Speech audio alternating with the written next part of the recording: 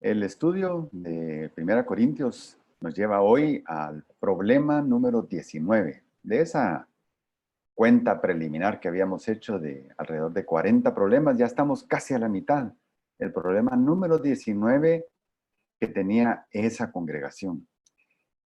Y el punto del problema de hoy es que esa congregación de la ciudad de Corinto había perdido la pasión por evangelizar. No tenían pasión por evangelizar. No estaban buscándolo intencionalmente. Lo habían dejado de hacer y se habían enfocado en su problemática interna. Pablo en los textos que vamos a ver hoy lo resume el ejemplo que él les estaba tratando de dar al decir, me hago de todo a todos. Me hago de todo a todos. No tenían empatía al evangelizar al incrédulo o al estar en presencia de los incrédulos, no tenían empatía. Y eso está en 5 versículos del capítulo 9, del 19 al 23. Y antes de nuestra lectura bíblica, yo quisiera orar. Señor, te damos gracias por la oportunidad de abrir esta carta. Ya estamos avanzando, ya estamos prácticamente a la mitad de la carta y a la mitad de esta lista de problemas que tenía esta iglesia local. Ayúdanos, Señor, a no verlo como algo que sucedió hace tanto tiempo, cerca de 2000 años atrás, sino son problemas que nosotros también vivimos cotidianamente hoy. Así que ayúdanos a que cuando vayamos avanzando en esta carta, nos preguntemos, ¿qué puedo hacer yo? ¿Qué cambios debo hacer yo? Y Señor, ayúdanos a de veras hacer los cambios que tenemos que hacer. Si son pecados que estamos cometiendo, ayúdanos y danos las fuerzas para dejar de hacerlo. Y si son cosas que estamos dejando de hacer, pero que tú quisieras que hiciéramos, también que tu Santo Espíritu que mora en nuestro corazón nos ayude a poder hacer tu voluntad. Gracias te damos, Señor, porque tú nos instruyes, nos redarguyes, nos reprendes, nos exhortas, nos animas por medio de tu palabra. Tu palabra es la revelación que tú has dado para que nosotros conozcamos tu voluntad. Cualquier otra revelación que no sea tu palabra es un terreno peligroso. Es un terreno del cual tenemos que tener mucho cuidado. Sin embargo, cuando vamos directo a tu palabra, a tu revelación escrita, podemos entrar confiadamente, sabiendo que está libre de error y podemos explorarla sin temor a daño. Gracias te damos, Señor, porque la tenemos y la podemos leer libremente. Así que, Señor, te bendecimos y te alabamos y seguimos en este estudio de la carta de Primera Corintios con tu bendición, Señor. Amén. Así que estamos en Primera Corintios, capítulo 9, versículos 19 al 22, 23. Son 5 versículos. Y la lectura, la voy a leer ahorita, la lectura es breve y dice, porque aunque soy libre de todos me he hecho esclavo para ganar al mayor número posible. A los judíos me hice como judío para ganar a los judíos. A los que están bajo la ley, como bajo la ley, aunque yo no estoy bajo la ley, para ganar a los que están bajo la ley. A los que están sin ley, como sin ley, aunque no estoy sin la ley de Dios, sino bajo la ley de Cristo, para ganar a los que están sin ley. A los débiles me hice débil, para ganar a los débiles. Y a todos me he hecho todo, para que por todos los medios salve a algunos. Y todo lo hago por amor del Evangelio, para ser partícipe de él. Este es un apasionado Pablo tratando de alcanzar a la mayor cantidad de personas posibles para que conozcan la verdad y para que encuentren salvación. Así que es un pasaje muy, muy especial porque no está hablando de un pecado, sino está hablando de un pecado, no está hablando de un pecado de hecho, sino está hablando de un pecado de omisión. Y cuando uno estudia este tema del pecado, uno puede encontrar que hay pecados de pensamiento, o sea, nunca se llevaron a la acción, pero sucedieron aquí y, sin embargo, siguen siendo pecado. Hay pecados que bajaron al terreno de la acción porque los hicimos, los llevamos a la práctica. Pero hay un tercer grupo de pecados, que son los pecados de omisión. Lo que Dios quisiera que nosotros hiciéramos, pero no lo hacemos. Eso también es pecado. Así que lo que Pablo está enfocando ahorita es un pecado de omisión. Algo que la iglesia de Corinto, que eran cristianos, eran salvos, eran redimidos, eran regenerados, ya su nombre había sido escrito en el libro de la vida. El Espíritu Santo estaba morando en ellos. Sin embargo, habían perdido ese deseo de que otros conocieran también la verdad. El primer versículo dice, porque aunque soy libre de todos me he hecho esclavo. Y es bien interesante porque un versículo no puede estar desconectado de su contexto. Y aquí es bien importante recordar qué es lo que vimos en el último estudio. En el último estudio, Pablo estaba abogando, defendiendo su estrategia personal para ser independiente económicamente de los hermanos de la iglesia de Corinto. Pablo bien pudo depender económicamente de ellos porque tenía el derecho. Si los estaba instruyendo, estaba usando tiempo, estaba usando todos sus recursos para hacer la tarea de evangelismo, de discipulado y de enseñanza en esa congregación. Él tenía todo el derecho a pedirles que los sostuvieran económicamente en sus necesidades. Sin embargo, él decidió estratégicamente no depender económicamente de esa congregación. Y eso es el contexto anterior. Por eso cuando ahora dice, porque aunque soy libre de todos, él sabía que esa no dependencia de los hermanos de Corinto le aseguraba a él la libertad para enseñar lo que debía enseñar. Y no solo enseñar lo que a los hermanos de esa congregación les gustaría oír. Y ese es un problema actual muy serio. Muchos pastores, muchos líderes, muchos maestros temen enseñar cosas que saben perfectamente bien que la congregación necesitaría escuchar, pero dependen económicamente de la congregación, entonces sienten el temor. Si enseño esto, puede ser que a los hermanos que más nos ayudan económicamente aquí en la iglesia no les guste y se vayan. Y entonces, ¿qué vamos a hacer? Esa pérdida de libertad, Pablo se había cuidado en esta congregación de mantenerla. Y nosotros hoy deberíamos sentir esa misma libertad. Si enseñamos la palabra de Dios, deberíamos enseñarla tal y como está, con todos los temas que incluye, no quitando temas que no son adecuados o son peligrosos o pueden molestar o pueden redarguir a alguien y se puede ir. No, enseñarla tal y como está. Eso es lo que Dios desea que nosotros hagamos. Había algunos hermanos dentro de la congregación poderosos, algunos sabios y algunos nobles. El mismo Pablo dice, no hay muchos de esos aquí. Se los dice claramente porque esta congregación se estaba creyendo la gran cosa. Estaban pensando que eran la mejor congregación de todas las congregaciones que existían. La mejor iglesia local eran ellos. Y Pablo les recuerda, miren, obsérvense ustedes mismos. No hay muchos poderosos, no hay muchos sabios, ni hay muchos nobles. Así que todos los que estamos acá somos gente normal, común y corriente. No tenemos por qué creernos la gran cosa. Y además, aunque fuéramos poderosos, fuéramos sabios y fuéramos nobles, todos esos son atributos válidos en este mundo. Pero para Dios nada de eso lo impresiona. Y en 1 Corintios en el primer capítulo que vimos, en el versículo 26 y 27, dice, pues considerad, hermanos, vuestro llamamiento.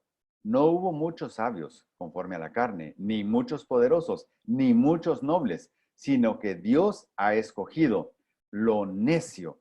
Y ahí Pablo lo está poniendo en su lugar. Lo necio. Miren, si ustedes deben tener un calificativo, no va a ser de grandeza, de nobleza, de poder, de sabiduría. Va a ser de necedad. Sinceramente, va a ser de necedad. Pero, ¿por qué Dios escogería a personas que pueden ser hasta consideradas necias por el mundo? Para avergonzar a quienes, a los poderosos, a los sabios y a los nobles. ¿Por qué? Porque un creyente, cuando habla, habla sabiduría, pero no sabiduría de este mundo, sino sabiduría de Dios. Así que Pablo había defendido ya en los versículos anteriores, los 18 versículos anteriores, su independencia, su libertad de cátedra para enseñar lo que debía enseñar. Pero ahora dice, pero de todos me he hecho esclavo. ¿Qué quiere decir? Pablo no se refería acá a ceder en su libertad de cátedra, no se refiere a condescender con la carnalidad de los hermanos de la iglesia, no, no se refiere. Cuando él habla de ser esclavo de ellos, no es condescender, no es darse por vencido con los hermanos de Corinto, no es aplaudir la inmadurez de los hermanos de Corinto. Claro que no. Tampoco se refiere a convertirse en alguien políticamente correcto, que dice solo lo que quisieran escuchar. Tampoco. ¿De qué está hablando Pablo? Cuando habla de me he hecho esclavo, está hablando de empatía. Empatía, esa capacidad de ponernos en el lugar de otro, en los zapatos de otro, en la forma de ver las cosas de otro. Eso es empatía. Pero para que uno logre esa empatía, uno debe moverse al terreno de la persona que le está escuchando a uno. Y eso requiere, por sobre todas las cosas, requiere amor. Requiere amor. No requiere de nuestro juicio. Porque un incrédulo no necesita ya más condenación, ya vive en condenación. Igual que éramos nosotros antes de conocer al Señor, vivíamos en condenación. No necesitábamos que un cristiano nos condenara por la vida que estábamos llevando. Lo que necesitábamos era que un cristiano nos hablara de la verdad que él había encontrado, más que condenarnos. Porque de eso está lleno el mundo, de quien juzgue unos a otros, de quien condene a los demás. Está lleno el mundo, pero de quien ame al incrédulo para con paciencia y con las palabras que comprende este incrédulo, llevarle la verdad, llevarle el mensaje de salvación. Eso es lo que hace falta. Eso es lo que verdaderamente hace falta. Y ese es nuestro llamado. Esa es la razón de ser de cada uno de nosotros ya en Cristo. Es la petición, la última petición de Cristo antes de dejar esta tierra. Es vayan y hagan discípulos a todas las naciones y enséñenles que guarden todo lo que yo he mandado. Esa es una gran tarea. Y esa no es solo para los pastores, para los maestros, para los evangelistas, para los líderes religiosos, no. Jesús no la dejó como una tarea para la élite religiosa cristiana, no. La dejó como una tarea para cada uno de nosotros, individualmente. Porque Jesús sabía que cada uno de nosotros gozamos de un enorme privilegio. ¿Y saben cuál es ese privilegio? Es un círculo de relación al que nosotros pertenecemos. Y probablemente nadie más pueda entrar ahí fácilmente como nosotros ya lo podemos hacer. Entonces, sí tenemos ese círculo de relación, tenemos ya lo necesario para hablarle a ese círculo de relación de la transformación que está ocurriendo en nuestras vidas. Y no necesitamos ser teólogos para hacerlo. una eminencia de conocimiento bíblico. Basta con hablar de cómo era yo y cómo soy ahora y quién es el que me está transformando. Y esa transformación todavía está en proceso. Contarle eso. Estar ahí cercano, disponible, para que en el momento de la crisis del incrédulo, nosotros podamos ayudar, podamos mostrar amor. Así que Pablo, que era libre de todos y podía enseñar libremente lo que esa congregación necesitaba escuchar, les podía llamar la atención, los podía animar libremente. También él sentía la empatía por todo el incrédulo. Y Pablo está hablando acá de que el propósito era ganar. Era una empatía con propósito, era una empatía intencional, bien dirigida. Era ganar ¿para quién? Para Cristo. ¿Y ganar para qué? Para salvar de la condenación eterna en la que ya vive el incrédulo. Ahí es bueno recordar, el incrédulo, el que todavía no ha recibido a Cristo en su corazón, el que no ha tomado la decisión de aceptar el plan de salvación que Jesucristo ofrece por medio de su sangre, no va a ser condenado. No es que va a ser en el futuro condenado, ya está condenado. Lo único que está pendiente en el futuro es hacer efectiva esa sentencia, es ejecutar, es que el juez de ejecución venga y cobre vida esa sentencia de condenación. Eso es lo único que está pendiente, pero ya pesa sobre cada incrédulo el ser condenado. Entonces no necesita nuestra condenación. No tenemos que agregar más condenación a la que ya tienen. Lo que tenemos que hacer es buscar ganarlos para Cristo. Y no es para hacer adeptos de mi iglesia local, para que mi iglesia crezca, para que mi grupo crezca. No. Es porque eso es lo mejor que a uno le puede pasar, la salvación en Cristo.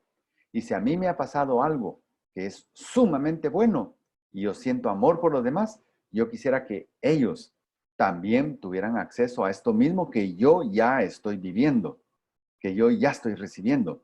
Así que ganar ¿para quién? Para Cristo. ¿Y ganar para qué? Para salvarlos de la condenación, para vida eterna. Y Pablo dice, ganar al mayor número posible. ¿Cuál es el propósito de Pablo al hacerse empático con cada uno de los diferentes posibles grupos que hay? Es tratar de maximizar el resultado. Si yo soy un cristiano mal encarado, enojado, inaccesible, yo lo que voy a estar haciendo con eso es minimizando la posibilidad de resultados. Pero si yo tengo empatía, tengo amor, estoy cercano, soy accesible, logro maximizar los resultados. Y al final vamos a ver que la expectativa, a pesar de todo eso, la expectativa de éxito en la evangelización del mensaje verdadero es bien baja. Es bien baja. No se espera gran cantidad de personas que reciban a Cristo. Normalmente, cuando se presenta el verdadero mensaje de salvación, son pocos. Son pocos los que hacen una genuina conversión, transformación. Así que Pablo está hablando acá también de eficacia, lograr el propósito. Y la forma, Pablo sabía que la forma del mensaje, de la presentación del mensaje puede variar. La forma no es lo importante, mientras se mantenga el fondo del mensaje. Así que esa flexibilidad que Pablo sentía, nosotros también debemos sentirla. Y los hermanos de esta congregación de Corinto no la estaban sintiendo. No la estaban sintiendo y le estaban fallando a Dios en eso. No era fallarle a Pablo, era fallarle al Señor, que había dado la gran comisión. Así que, ¿por qué lo hacía Pablo? Por amor. Por amor. Las buenas noticias necesitan ser compartidas. Y Pablo no quería ser culpable de negligente. Qué es el negligente? Aquel que sabe que debe hacer algo y no lo hace. Eso es negligencia. Saber que tengo que hacer algo y no hacerlo. Así que cuando nosotros no sentimos pasión, no sentimos deseo ni voluntad de hablarle a otros de Jesucristo como su posible Señor y Salvador, si se arrepienten, yo estoy actuando con negligencia. Porque no puedo decir, y ninguno de nosotros puede decir, no sabía que tenía que hablarle a otros de Jesucristo. No podemos decirlo. Entonces, si lo sabemos y no lo hacemos, pecamos de negligencia. Y también, ¿por qué lo hacía Pablo? Por un sentido claro de urgencia. Él sabía que cada día que pasa, y es lo mismo con nosotros, con las personas que nos rodean, con ese círculo de relación, de amigos, de profesionales, de compañeros de trabajo, de comerciantes, de compañeros de estudio.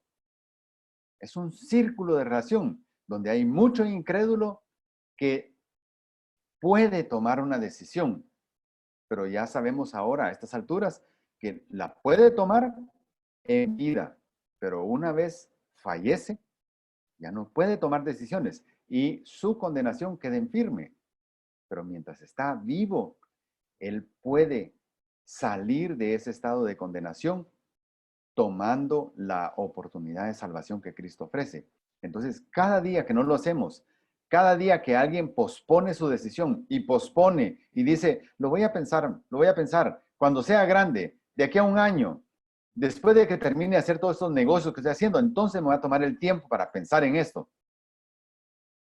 Ninguno de nosotros sabemos qué día va a ser el último día.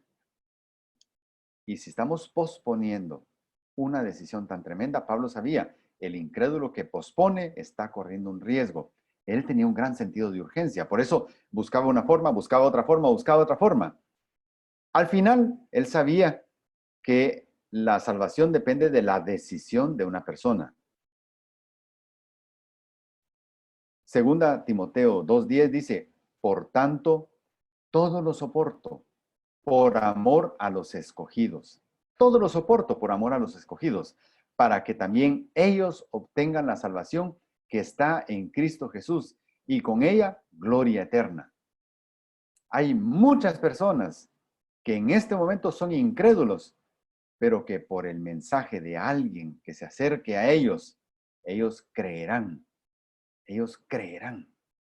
Por personas diligentes que les hablen, ellos van a creer. Pablo lo sabía y nosotros lo sabemos. Así que seamos diferentes que estos hermanos de Corinto y propongámonos hablarle a otros, estar cerca de otros, compartirle primero nuestro buen testimonio y después nuestras palabras. Pablo empieza con un grupo al que él pertenecía. Dice, a los judíos me hice como judío para ganar a los judíos. ¿Y cómo es esto que Pablo se hizo como judío cuando él era un judío? En primer lugar, judío era un gentilicio. Era el nombre que se le asignaba a cierto grupo étnico. Y es el grupo que había quedado después de que Israel había sufrido tanto en cautiverio. 10 tribus fueron llevadas a Asiria y fueron mezcladas y dispersadas. Y pues ellos no eran considerados judíos, pero 2 tribus fueron llevados cautivos a Babilonia. Esas 2 tribus eran Judá y Benjamín. Ellos, esas 2 tribus se cuidaron de no mezclarse, a pesar de que estaban cautivos en un territorio lejano, Babilonia, se cuidaron de no mezclarse. Entonces, cuando pudieron ya regresar a su tierra, reedificar los muros, reedificar el templo, volver otra vez a vivir en su tierra, ellos asimismo, como grupo étnico, se llamaron judíos. Judíos.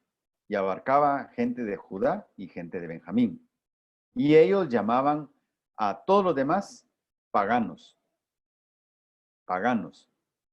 tenían una marcada identidad cultural y eran orgullosos y cerrados a adoptar otras costumbres. Así que no importa cuáles fueran las costumbres del país donde están, y sigue siendo hoy en día lo mismo. Un judío ortodoxo, un judío apegado a su tradición, no importa en qué país del mundo esté, él continúa haciendo sus tradiciones, sus costumbres, muy celosamente. Así que Pablo sabía cómo pensaba el judío, porque él era judío, él era de la tribu de Benjamín. Los judíos le llamaban a los descendientes mezclados con paganos de las otras 10 tribus de Israel, ellos los llamaban despectivamente samaritanos. El samaritano no era solo la gente que vivía en Samaria, el samaritano era aquellos descendientes de las 10 tribus de Israel que no cuidaron su linaje, no cuidaron su pureza y se mezclaron. Y pues es una cuestión histórica, no podemos juzgar por qué no se cuidaron, por qué, porque también quien los llevó cautivos a ellos fue Asiria, y Asiria era sumamente cruel con sus cautivos, no así Babilonia. Babilonia era mucho más noble en el trato con los cautivos que Asiria. Pero así sucedió. Y habría que leer el Antiguo Testamento, los profetas mayores y menores, para ver todas las advertencias que Dios mandó por medio de los profetas a todas las 12 tribus. Y ninguna de las 12 quiso escuchar y tuvieron que recibir todo este daño. Así que judío, el gentilicio judío, era para 2 tribus muy celosas. Me hice judío para ganar a los judíos. Pablo era judío, de la tribu de Benjamín, pero ya había superado ese nacionalismo cerrado. Pablo ya no iba a Galacia, a Bitinia, a Capadocia, a Corinto, a Tesalónica, y se encerraba él en su judaísmo, en su cultura, en su tradición, y no buscaba el contacto con nadie, no entraba en la casa de nadie que no fuera judío. Él había superado ya eso, porque ese nacionalismo exacerbado, ese nacionalismo cerrado, no era parte de la voluntad de Dios, ya en un tiempo donde el mandato de Cristo era evangelicen, lleven las buenas nuevas a todo el mundo, a todo el mundo. Entonces Pablo, con la libertad que el Señor le había dado, había salido de la burbuja judía y había entrado en contacto con todos los demás que no eran judíos. Pablo tenía propósitos superiores y mucho más nobles para cumplir, pero él sabía también cómo pensaban los judíos y se podía poner en el lugar de un judío para comprenderlo, porque mientras la luz no hubiera venido, mientras no le hubiera amanecido en la mente a un judío, él sentía que esa lealtad a su raza y a sus costumbres era sinónimo de lealtad a Dios. Y el judío era enseñado a no negociar sus valores nunca con nadie. Eso le sirvió mucho en tiempo de la cautividad, pero ahora era innecesario porque tenía un propósito superior. Ellos eran enseñados a no mezclarse con paganos jamás, ni comer con ellos, ni entrar en su casa, ni hablarles. Cosa muy difícil, cuando muchos de los judíos que vivían en Corinto también eran comerciantes. Así que un comerciante necesariamente tiene que entrar en contacto con no judíos. Sin embargo, eran cerrados. En muchas cosas eran cerrados. Y aunque no todo judío era seguidor de la ley, alguien por etnia era judío, pero no necesariamente era un creyente practicante de la ley de Moisés. Entonces, cuando Pablo habla de los judíos, se está refiriendo más del lado étnico, del lado cultural, del lado de costumbres. Pero viene después un siguiente grupo, a los que están bajo la ley. Y ahí sí también se vuelve a abarcar judíos, pero se amplía el panorama. Los que están bajo la ley, ese grupo incluye judíos que étnicamente son descendientes de Judá y Benjamín, pero que a la vez son seguidores y cumplidores, o por lo menos intentan cumplir la ley de Moisés. Pero incluye también a gente de otros pueblos, gente pagana, que antiguamente era pagana, pero que decidieron aceptar el judaísmo, abrazar el judaísmo. Y entonces los judíos a este tipo de personas le llamaban prosélito. Prosélito. Eran no judíos que habían abrazado el judaísmo, los que están bajo la ley, tratando de ganar su salvación, tratando de ganar el favor de Dios a base de su propio esfuerzo, tratando de cumplir la ley de Moisés. Y cuando hablamos de la ley, recordemos, ya lo hemos dicho varias veces, no estamos hablando de 10 mandamientos, que es lo que muchos tienen en la cabeza. La ley de Moisés son 10 mandamientos, ¿no? ¿No? La ley de Moisés son 613 mandamientos en total, que incluyen, esos 613, incluyen a los 10 mandamientos, que están claramente dichos. Pero hay muchos otros mandamientos sobre pureza, sobre cuidado, cuidado del huérfano, cuidado de la viuda, sobre manejo de negocios, sobre exactitud en los negocios, sobre no ser corruptos de muchas maneras. Hay muchos mandamientos sobre cuidar a la naturaleza, ser sensible a la necesidad de otros. 613 mandamientos. Y los judíos más ortodoxos podían decir con cierta arrogancia, todo eso lo he cumplido. Como el joven rico, todo eso lo he cumplido. Como Pablo también decía de sí mismo, todo lo cumplí. Soy irreprensible desde el punto de vista de la ley. Pero entonces un prosélito no era necesariamente un judío, pero judíos y prosélitos seguían la ley. Y ese era otro grupo. Era otro grupo que no eran creyentes todavía en Jesucristo. Seguían la ley de Moisés, pero no creían que Jesucristo fuera el Mesías. Y hay algunos ejemplos de prosélitos famosos en la Biblia. Una de ellas es Ruth. Ruth era moabita. Sin embargo, Ruth le dijo a su suegra Noemí, no me ruegues que te deje. Tu Dios será mi Dios y donde vayas tú, iré yo. Ella abrazó la fe judía y se hizo prosélita de la fe judía y fue adoptada por Israel. Nicolás, uno de los 7 diáconos, en donde también estaba, por ejemplo, Esteban, en esa época en que eligieron 7 diáconos para que se hicieran cargo de servir las mesas, porque ya los apóstoles no podían servir las mesas y estar enseñando, no podían hacer todo. Entonces escogieron 7 diáconos. De esos 7, uno, Nicolás, era prosélito, no era de origen judío, pero le habían dado un cargo importante en la iglesia cristiana del inicio, nombrándolo diácono, sin ser judío. Eso nos habla del lugar que adquirían los prosélitos al abrazar la fe judía. Todos trataban de buscar agradar a Dios.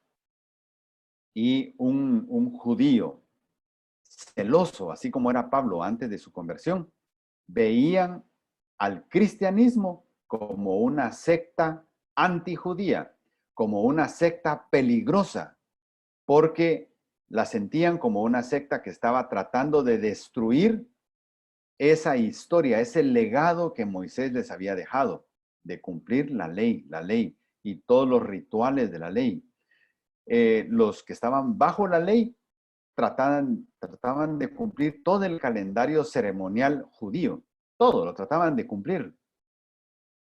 Hay congregaciones hoy, y da pena realmente escuchar, pero hay congregaciones que sin ser judíos, sin tener linaje judío y haciendo una mala comprensión, mezclando lo judío con lo gentil, porque somos gentiles, nosotros que no tenemos una ascendencia de raza judía, somos gentiles. Hay muchas congregaciones que, siendo gentiles, buscan cumplir el calendario ceremonial y las fiestas judías. Nuestro llamado no es para eso. Nuestro propósito es superior ya a eso. Ese capítulo quedó ya cerrado. Ya no es el medio por medio del cual podamos cumplir la voluntad de Dios. Ya no es. Jesucristo ahora es el camino, pero lo olvidan.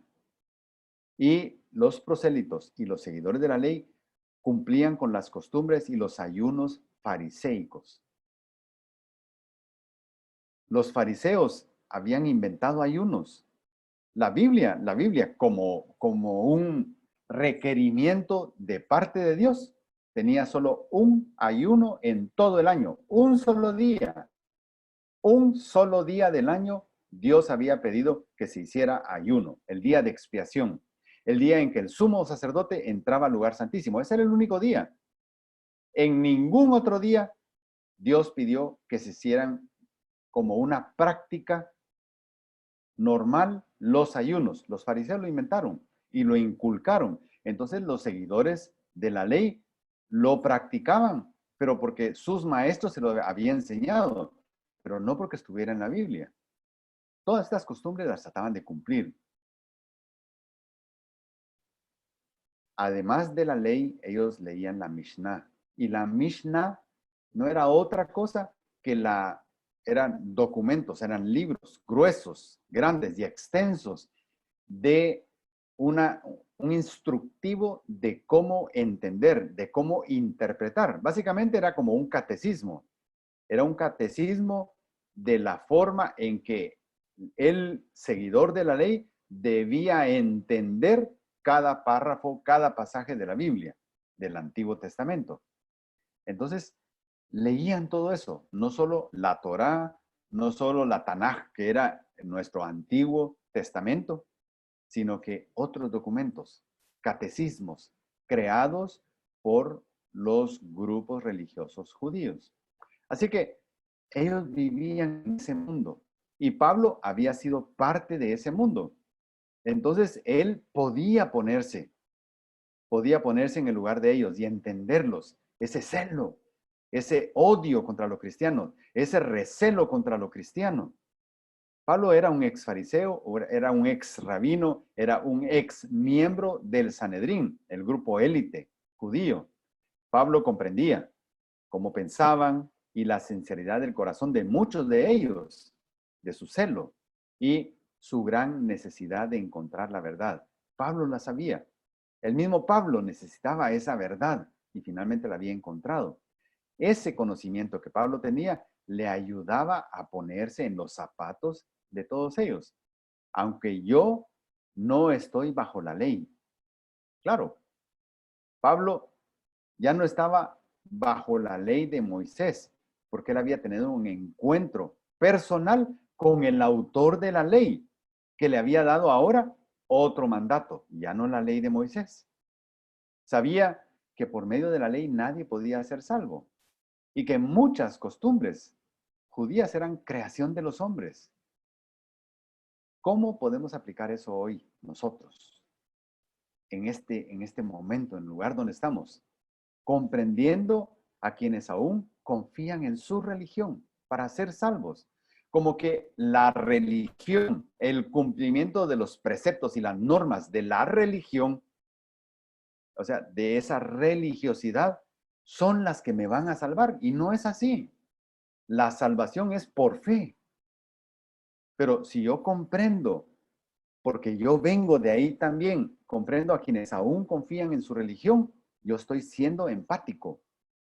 Siento empatía, entendiendo la desconfianza que sienten ellos que están en su religión actualmente por el Evangelio, así como el judío tenía recelo por el cristianismo y siendo pacientes con quienes aún no conocen la verdad. Y, por supuesto, que si nosotros queremos llevar el mensaje de salvación, más vale que seamos consistentes entre lo que vamos a decir y lo que vivimos o lo que practicamos. Si nosotros somos consistentes, entonces las puertas se pueden abrir para hablarle a otro. Y somos capaces de ponernos en su lugar, reconociendo que nosotros venimos de ahí, probablemente las puertas se abran más fácilmente. A los que están bajo la ley, para ganar a los que están bajo la ley. A los que buscan el favor de Dios por sus fuerzas, Pablo sabía que quien convence realmente en el corazón es el Espíritu Santo. A los que se precian de ser muy religiosos, solo el Espíritu Santo los puede convencer que ese no es el camino. A los que buscan agradar a Dios por sus propias fuerzas, solo el Espíritu Santo los puede convencer de que no es así. No es así. Yo no voy a alcanzar a Dios. Dios ya me dio a mí la posibilidad de ser salvo. Él dio la solución, no es mis fuerzas, no son mi cumplimiento. ¿Quién salva? Solo Jesucristo, por medio de la fe en su sacrificio en la cruz. Solo Él salva. Solo hay un medio para alcanzar salvación y ese es Jesucristo. Jesucristo, solo por medio de Él podemos ser salvos. Y para que eso suceda, se necesita una decisión. Y esa decisión no la puedo tomar yo. No la puedo tomar yo. Cada uno la debe tomar. Nosotros solamente somos instrumentos. Somos un canal o somos un medio para llevar la bendición de la verdad. Pero quien hace la labor en el corazón es el Espíritu Santo. Así que a los que están sin ley, ese es otro grupo, ya vimos los judíos de etnia judía, los seguidores de la ley, donde había judíos y prosélitos no judíos que habían abrazado la fe judía, pero está otro grupo dentro de los incrédulos, hay otro grupo, los que están sin ley. Y Pablo dice, a los que están sin ley, como sin ley.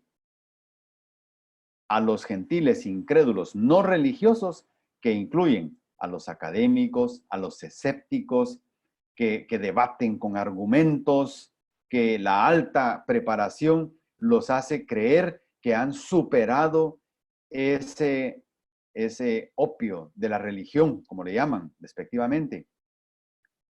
Los ateos, que no saben que su ateísmo en sí mismo es una religión, porque lo creen sin poder demostrarlo, lo creen. Y uno diría, lo creen por fe. Entonces, se comporta su ateísmo como una religión. Los que dicen no sentir ninguna necesidad espiritual. Yo no necesito a Dios ni nada de Dios. Yo estoy bien así. Todos ellos son los que están sin ley. ¿Y qué es lo que hacía Pablo? Sentía empatía al ver su condición y no los discriminaba. Primera Pedro 3:15 dice, estando siempre, y ahí nos está hablando a todos nosotros, estando siempre preparados para presentar defensa ante todo el que os demande razón de la esperanza que hay en vosotros, pero hacedlo con mansedumbre y reverencia. Con mansedumbre y reverencia. Significa, si alguien realmente tiene un debate en su mente acerca de que no le cabe cómo Dios puede salvar a la humanidad y me confronta a mí y me dice, ¿tú en qué crees? Yo sé que tú crees en eso. Explícame, ¿por qué lo crees? ¿De dónde sacaste eso? Y nosotros no tenemos que asustarnos porque es un académico que viene, sino entender bien en qué creemos y compartir eso, compartirlo. Y como digo desde un principio, tenemos círculos de relación donde muy probablemente dentro de ese círculo es que surjan estas oportunidades para hablar con gente que está sin ley. Si nos ponemos en su lugar y los entendemos, estamos haciendo lo que Pablo hacía. Él estaba como sin ley, aunque sí tenía ley, como sin ley para poder llegarle a este tipo de personas. A los que están sin ley como sin ley. Pablo también era académico. conocía filosofía, conocía retórica, conocía las reglas del debate, de la discusión para llegar a una conclusión y vencer en un debate, lo conocía. Conocía los grandes interrogantes de este grupo, de los académicos, de los escépticos, de los ateos, de los que estaban sin Dios. Conocía sus dudas existenciales y se podía poner en su lugar. Aunque su preparación y sus recursos fueron muy útiles a lo largo de todo su ministerio, no venía de ahí, de su preparación, la fuerza de su mensaje. La fuerza de su mensaje venía de Jesucristo. La fuerza de su mensaje era Jesucristo. Por eso él decía, me propuse no saber otra cosa en medio de este tipo de gente que Jesucristo y a este crucificado. O sea, énfasis en el mensaje de salvación, pero con recursos para poderlo explicar adecuadamente a quienes pedían una explicación más racional, más argumentada. Aunque no estoy sin la ley de Dios, sino bajo la ley de Cristo. Él dice como sin ley, pero eso no significa sin ley. Como sin ley no significa sin ley. Significa empatía para ponerme en el lugar que no tiene, de la persona que no tiene ley, pero yo sí tengo ley, pero me puedo poner en su lugar. Ahí está muy claro en la empatía. Podía hablar el mismo lenguaje que ellos, sin negociar la verdad, sin negociar los principios y sin negociar los valores. Nuestra empatía no nos obliga a negociar lo fundamental, a negociar la verdad, pero sí a hablar con sabiduría el lenguaje que ellos hablan. Pablo estaba firmemente cimentado en Jesucristo y de ahí no se movía. Y sabía distinguir Pablo lo fundamental de lo secundario. Y ese es nuestro llamado. Por eso es que avanzamos en madurez, para que llegue el momento en que podamos distinguir, esto es esencial, esto es fundamental y esto otro es secundario. Y si no afecto a nadie más que esté cerca de mí practicando esto otro que es libre, para lo cual soy libre, entonces puedo hacerlo. Pero si encuentro que esto para lo cual yo soy libre en el Señor afecta a otro, no lo hago. Eso es madurez. Distinguir lo fundamental de lo no fundamental, de lo secundario. Y Pablo era firme en lo fundamental, pero flexible en lo no fundamental. Justamente como tenemos que ser nosotros. Pablo podía ver la forma, podía variar la forma, pero no el fondo de su mensaje. Dice, a los que están sin ley, para ganar a los que están sin ley. Si estamos rodeados de incrédulos, en lugar de criticar su estilo de vida o sus argumentos o su pecado, ¿qué ganamos criticando el estilo de vida de alguien que ya es un pecador condenado? ¿Qué ganamos? Ni lo ayudamos, ni agregamos valor a nada de lo que estamos haciendo. Porque ellos ya viven así porque están en pecado y están en condenación. Entonces no ayudamos en nada. Por el contrario, deberíamos recordar que un día, si miramos para atrás, un día nosotros estuvimos justamente ahí. Entonces, ¿qué tenemos que hacer? Modelarles la verdad antes de hablar nada más de ellos. Deberíamos interesarnos en sus necesidades. Y en el momento que nos den la oportunidad, porque somos parte de ese círculo de relación, se va a dar, algún día se va a dar la oportunidad. Entonces, presentémosle a Jesucristo, que es la única solución a su necesidad esencial. Eso es lo que tenemos que hacer, en vez de criticar, juzgar, condenar a los débiles. Y ese es otro grupo. El grupo de los débiles son los que viven bajo una religiosidad esclavizante. Son los que son llevados por todo viento de doctrina.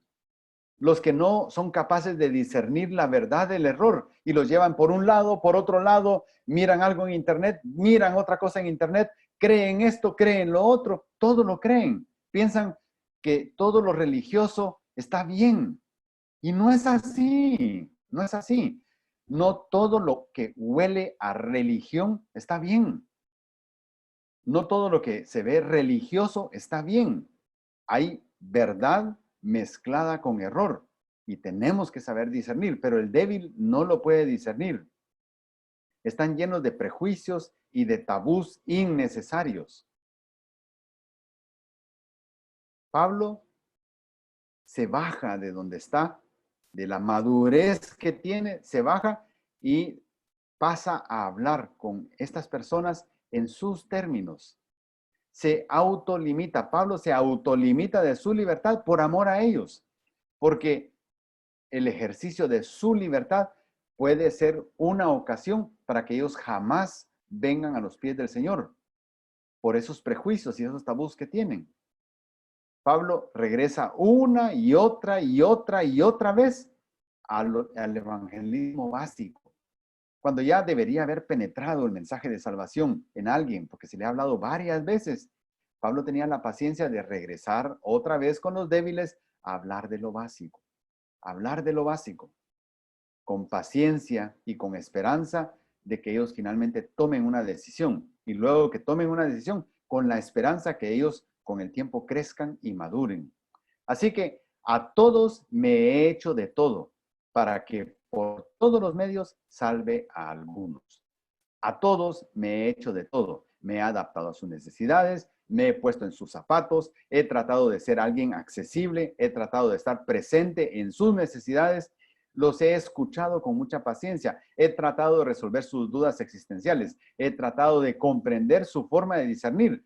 Eso nos alecciona a nosotros de cómo deberíamos ser nosotros con las personas que nos rodean. Las personas que amamos y todavía no conocen al Señor. Las personas con las que trabajamos, negociamos, vivimos y todavía no conocen al Señor. Debemos ser como Pablo nos está enseñando. No debemos ser como eran los hermanos de Corinto. Debemos ser como Pablo era, para que por todos los medios salve ¿a cuántos? Salve a miles. No dice Pablo así. Salve a algunos. Pablo, con todo el conocimiento que tenía una tasa de éxito baja. Y así es. Eso es normal. Eso es normal. La verdad no es tan atractiva para grandes cantidades de personas. Por eso dice la Biblia que la puerta que lleva a la vida eterna es estrecha, pero la puerta que lleva a la condenación es enorme, es amplia. Y muchos caminan en esa vereda, pero pocos son los que caminan hacia la puerta de la verdad, de la vida eterna, de Jesucristo. Pablo dice, mi interés, su interés es genuino, buscando el bien de estas personas, para que por todos los medios salve a algunos. Él sabía que debían tomar lo antes posible una decisión. Él sabía que cada día que pasara el riesgo para ellos aumentaba. Que con Jesucristo sería saciada su hambre y su sed. Pero que sin Jesucristo lo único que les esperaba era condenación eterna. Pablo sabía todo eso muy bien. Sin embargo, él sabía anticipadamente que muchos iban a rechazar. Y eso era una realidad. La tasa de éxito en la verdadera evangelización es baja. Él lo sabía. Él lo sabía. Pero el creyente verdadero que hace un genuino paso para por fe en la salvación que Cristo ofrece, una sola persona puede ser un agente de cambio que lleve el mensaje de salvación a un círculo de relación inaccesible para nosotros. Él sí lo puede hacer. Él sí lo puede hacer. Como imagino, por ejemplo, que hizo el centurión romano que recibió a Pedro en su casa. Él tenía un círculo de relación. De hecho, él invitó a todos sus allegados, gente prominente de su círculo de relación, para que alguien que llegaba de afuera, Pedro, les hablara. ¿A quienes no podía tener después el centurión en su círculo de relación para hablarles del mensaje? A mucha gente prominente, gente que nadie más de los judíos podía accesar. El centurión sí podía hacerlo. Así que dice, y todo lo hago por amor al evangelio, para ser partícipe en él. Aquí hay dos textos que yo quiero leer, porque hablan mucho de nuestro llamado. Uno es el llamado específico de Pablo, pero el otro es el llamado que todos tenemos. Mateo 28, 19, 20 es Jesucristo hablándole a todos los creyentes de todos los tiempos, sin cuestión de jerarquía dentro de la iglesia. A todos nos da este mandamiento. Y pues y hacer discípulos de todas las naciones, bautizándolos en el nombre del Padre y del Hijo y del Espíritu Santo, enseñándoles que guarden, o sea, que vivan, que practiquen todo lo que os he mandado. ¿Y dónde puedo yo encontrar, dónde puedo leer, dónde puedo empaparme de todo lo que Cristo mandó? En la Biblia. No tienes por qué esperar que nadie más te dé revelación. En la Biblia está todo lo que necesitas saber acerca de la voluntad de Jesucristo. Y ese es el mandato. Enséñales que vivan de acuerdo a mi voluntad, de acuerdo a lo que yo he mandado. Punto. Eso es todo. No hay nada más. Enseñar a otros y guiarlos a vivir y practicar la voluntad de Cristo. Eso es todo. Y la encontramos en la Biblia. Plenamente desarrollada la encontramos en la Biblia, en los evangelios, y la parte doctrinal muy bien desarrollada en todas las cartas de Pablo y de otros autores. Y dice Jesús, y he aquí, yo estoy, no dice yo estaré, he aquí, yo estoy con vosotros todos los días hasta el fin del mundo. ¿Dónde está Jesucristo? Yo no tengo que ir a buscarlo a un lugar. No tengo que ir a un lugar a buscar la presencia de Cristo. ¿Por qué? Porque si yo soy un creyente verdadero, la presencia de Cristo está en mi corazón. Siempre está conmigo. Siempre. Siempre está conmigo. Donde sea que esté, de día, de noche, ahí está conmigo la presencia de Cristo. ¿Por qué? Porque mora en mi corazón. Entonces, ni necesito ir a un lugar para encontrarme con Cristo. Está bien ir para congregarme con otros hermanos, está bien, pero no con el propósito de ir a encontrar a Cristo ahí, si yo ya soy un creyente verdadero. Entonces, ni tengo que ir a buscar a otros lugares fuera de la Biblia, revelación de Dios, ni tengo que ir a buscar a un lugar a encontrarme con Jesucristo porque mora en mí. Está muy claro en la Biblia. Y por otro lado, el mandato de Pablo decía, el Dios, y eso le dijo a Ananías de parte de Dios, el Dios de nuestros padres te ha designado a ti, Pablo, para que conozcas su voluntad. Y con ese conocimiento que Dios le dio a Pablo, escribió todas las cartas que escribió. Y para que veas al justo, a Cristo, y oigas palabra de su boca. Pablo, él sí recibió palabra de Dios de la boca de Dios, de Jesucristo, quien lo instruyó. ¿Para qué? Para escribir, para escribir. Y ahora, ¿qué me toca a mí? No me toca esperar palabra para mí de parte de alguien más. Me toca leer la palabra que Dios le dio a Pablo y Pablo le escribió. Porque testigo suyo serás a todos los hombres de lo que has visto y oído. Testigo incluso a mí, que estoy viviendo casi 2000 años después que Pablo. Pero leo la carta de 1 Corintios y aprendo de esa carta. Así que, ¿qué conclusión podemos decir? Nuestro llamado es para buscar la salvación de los perdidos. Nuestro llamado no es para juzgarlos y condenarlos, porque ya viven en condenación, no necesitan más. Para cumplir con esa misión necesitamos amor, pero ese amor solamente se encuentra en Dios. Solamente lo puedo dar si ese amor ya vive en mí. Y ese amor debe ser práctico en nosotros.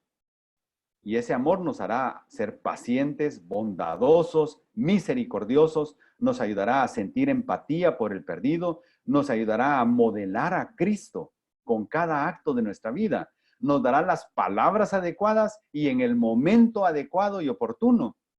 Así que nos hará también estar firmes y leales a la verdad.